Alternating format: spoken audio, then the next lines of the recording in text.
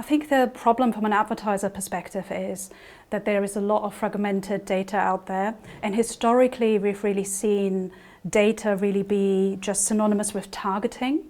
So I think what we will see going forward is a shift towards intelligence from this very kind of identity-focused approach. So what I mean by that is that an advertiser needs to create an intelligence layer aggregating all of the different sources of data that they might have in the company. So that might be warehouse stock level data, that might be footfall data from their stores, that might be data they have from loyalty programs and so forth, and surface all of this data in their own data environment, keep that secure, and then use agentic AI to generate analysis of trends within these data sources, and then use that to activate advertising against across all channels.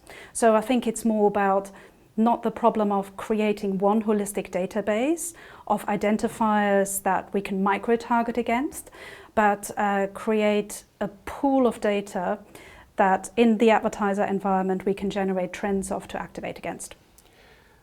Sounds like a tall order. What would you say is the level of maturity or adoption or sophistication of the advertisers that you hope will do this?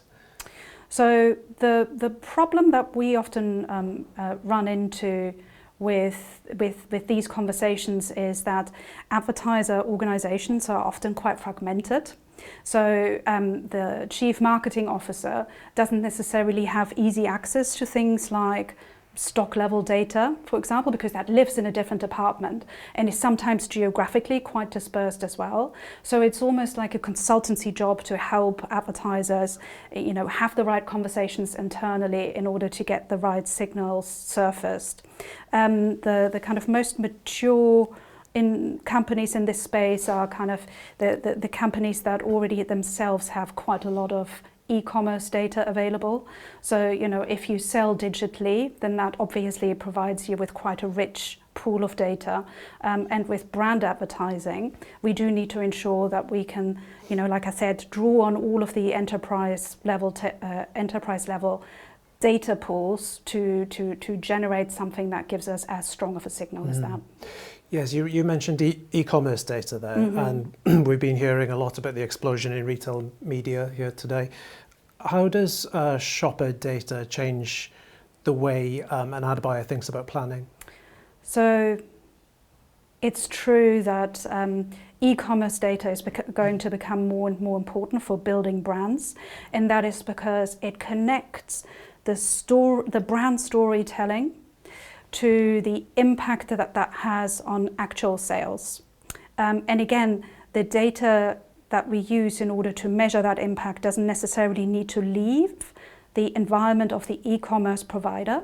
Again, we can use a similar methodology than the one that I just described on the advertiser side to integrate agentic agents to analyze trends within the e-commerce environment, and then to use that as a measurement to connect it back to the brand story. So, and I think my colleagues may have told you already that e-commerce this year, I think, will overtake in terms of overall spend levels traditional TV advertising. So that just underpins the importance of it as not just a delivery mechanism, but also a mechanism to measure impact for brands. Mm-hmm. And at the start, you outlined how you believe an advertiser should reorient themselves to warehouse their data and make it available and actionable. What if they don't feel they have enough data? Like, is it possible to act on imperfect data volume? Yeah, I mean, we see that all the time. In actual fact, I don't think that any digital marketing database is perfect.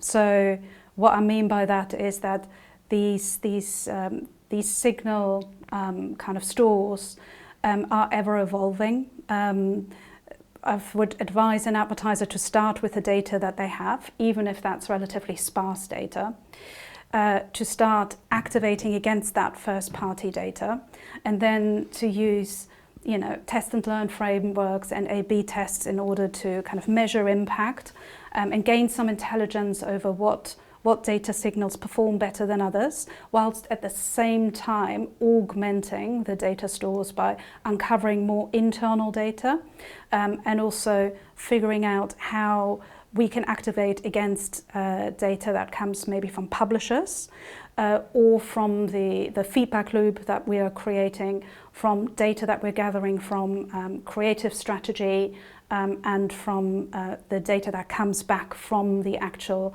marketing activation as well. So it's a kind of continuous feedback loop, if you like, yeah, and it never stops evolving.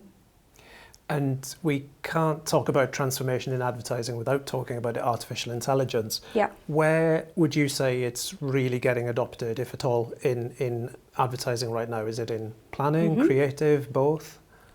All of those things. I think its real strength, though, is going to be in bridging those previously very separate disciplines. So, again, creative strategy, planning, activation, all of these disciplines need to speak the same data language.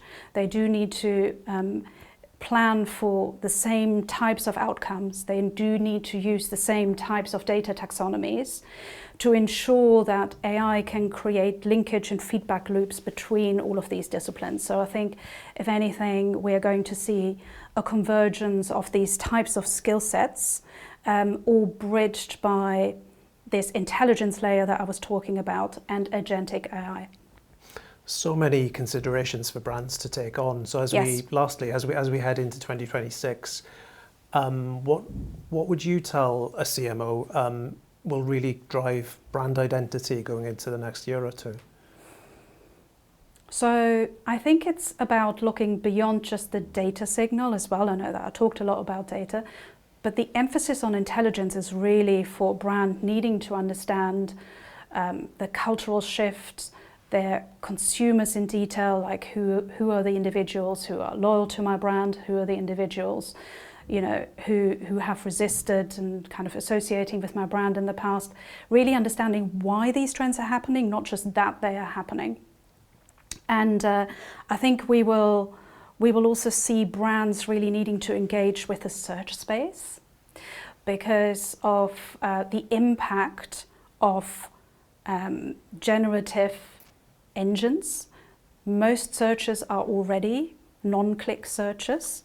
So through a brand influencing this kind of overall kind of societal narrative, understanding it and trying to influence it, they can ensure that they remain relevant in the space of the fast evolving space of generative AI. Mm-hmm. And the trend you mentioned, zero-click search, does it transform? Many people think that they should change their tactic from search and SEO to generative engine optimization, but it seems like it will not be a one-to-one traffic replacement, at least. So if it's no longer about traffic, do the LLMs become about something else, like brand visibility?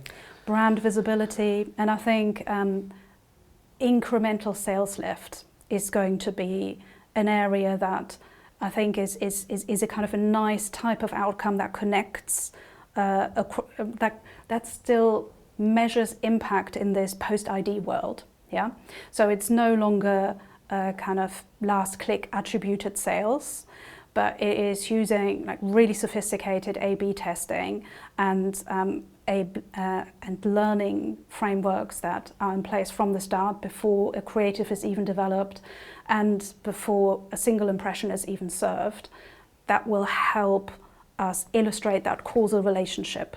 Yeah, so it may be that we're not able to distill as straightforwardly as we were before a CPA result, but through MMMs and causal linkage, we're able to kind of give a level of intelligence that essentially gives the true incremental sales rather than just the attributed sales.